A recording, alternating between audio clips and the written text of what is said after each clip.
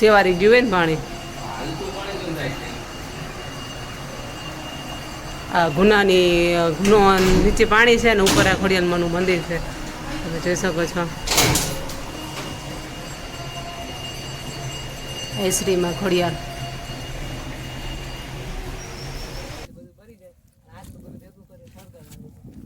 આપણે પપ્પાની વાડી આવી ગયા છે કામ કરવા માટે. આ એક પપ્પાની બીજી વાડી છે, આમાં કપાસ વાવ્યો હોય તમે મિત્રો તમે જોઈ શકો છો. કારણ કે આ હે ને એક આ બીજું કરતું છે, એકમાં તો તુવેર છે ને સોયાબીન હતા અને આ બીજું છે ને એમાં વણ વાવેલું છે. અમે ત્યાં પણ જો આટો મારવા માટે આવી ગયા છીએ. મસ્ત મજાની એવી વાડી છે. હાલો જો કપાસ ઉતારવા અહીં તો મસ્ત મજાની એવો કપાસની પણ પાકી ગયા છે. ત્યાં સુધી કપાસ પાક્યો છે જો.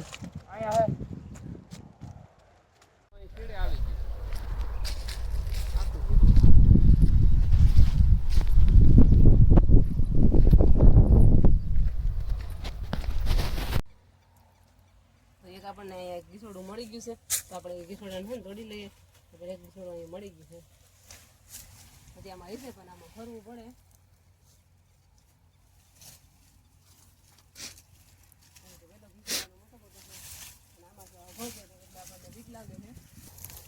એટલે આપણે શાકનું થઈ ગયું. એટલે થેલી રહી ઘીસોડા સરસ સિંગો ને એવું બધું આપણે ઉતારી લીધું શાકભાજી.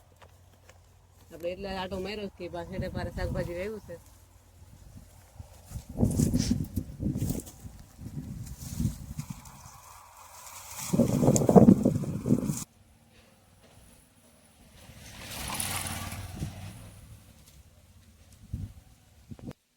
અહીંયા પણ મસ્ત મજાના એવા ઝાડવા વાવેલા છે.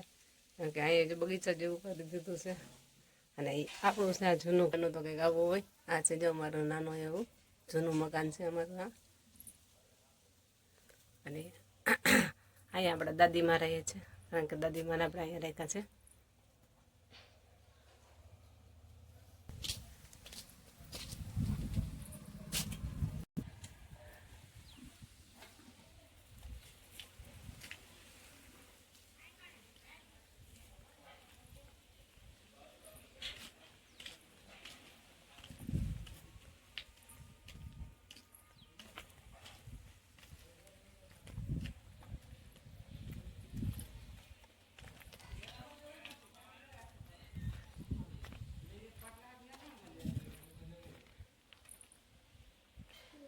અહીંયા ટીંગામાં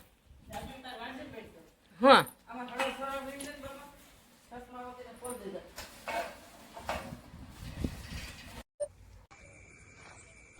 પછી પડી ગઈ હતી શાંત. તો આપણે જો ફટાકિયા ફોડવા માંડ્યા છીએ, કારણ કે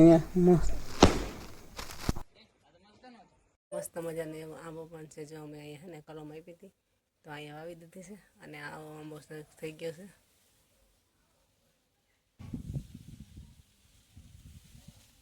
ફાઇનલી જો અમે આવી ગયા છે અત્યારે ખોડિયાલમાંનું મંદિર છે ખંભારામાં ત્યાં. અને જો આ પાણીના ગુના નીચેનું મંદિર છે, નીચે છે ને પાણી ગયેલું જાય છે અને ઉપર આ મંદિર છે. આવું લોકેશન ક્યાંય નહીં હોય. આ છે ને કે આ સાજડિયારી, ટીમડી અને નવા કલારિયા ત્રણેના સીમાડિયામાં મંદિર આવેલું છે. જો કોઈ પણ અહીંયા આવેલા હોય તો કોમેન્ટ કરજો, અને ન આવ્યા હોય તો એકવાર જરૂરથી આવજો, કારણ કે અહીંયા છે ને મા ખોડિયાલનું બહુ જ હાથ છે. અને આ તાતણિયા ગુનાવારીમાં ખોડિયાલમાં તારીખે વર્તાય છે. અને આ તમે જોઈ શકો છો નીચે પાણી છે ને ઉપર આ ખોડિયાલમાંનું મંદિર છે.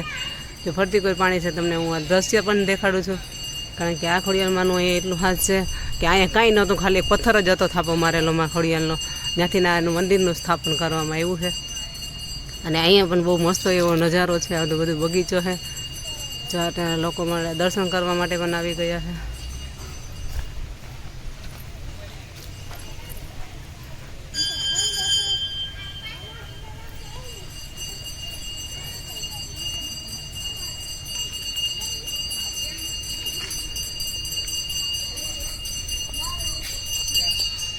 નાનું એવું મહાદેવનું પણ મંદિર છે, તમે જોઈ શકો છો. અને આ રીતના અહીંયા હિંચકા છે, બરકો અહીંયા હિંચકા લપચમાં ખાય છે.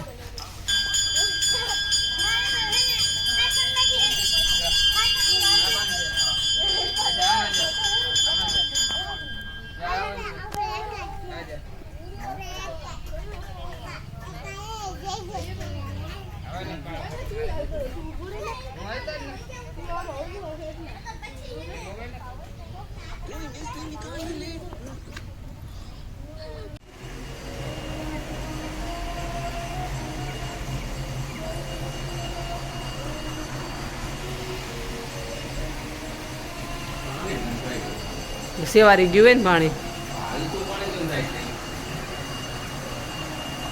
આ ગુનો નીચે પાણી છે ને ઉપર આ ખોડિયાલમાંનું મંદિર છે, તમે જોઈ શકો છો. શ્રીમાં ખોડિયાલ.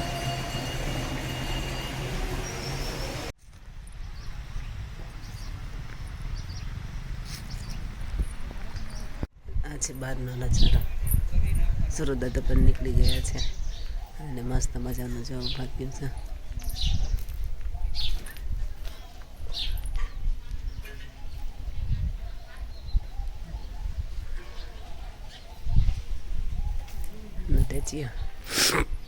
અહીંયા હજી એક જો ભારી પડી છે, આજે વાડિયાથી લઈને આવ્યા છે. આમાં બધું હમું કરવાનું છે.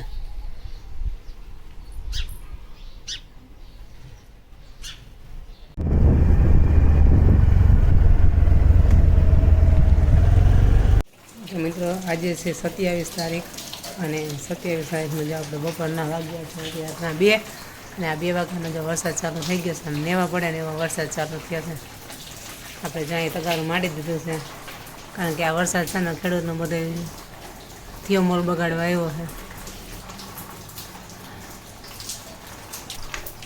તમે જોઈ શકો છો જો આ રીતના વરસાદ છે, કંઈક ભૂંગરા ચાલુ થઈ ગયા થોડા થોડા ધીમા ધીમા. તમારે કેવો વરસાદ છે જરૂરથી કોમેન્ટ કરજો. આમાં કેવો વરસાદ આવી રહ્યો છે તમે જોઈ શકો છો. વાતાવરણ પણ કેવું થઈ ગયું છે. હા,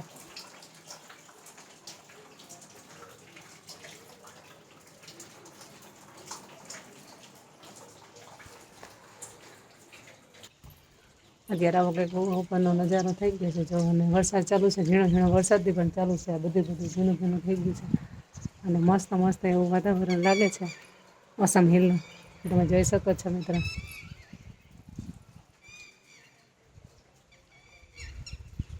અને ડુંગર ઉપર તો જો રીસડી આવી ગઈ હોય ને એવું લાગે છે. હા, મારું અસમ હિલ છે. ને તમારા ગામમાં જો કેવો વરસાદ છે અને કેવો વરસાદ છે જરૂરથી કોમેન્ટ કરજો, કારણ કે અહીંયા તો ઝીણો ઝીણો આવે છે અને વાદળા ઘટાઘોળ થઈ રહ્યા છે.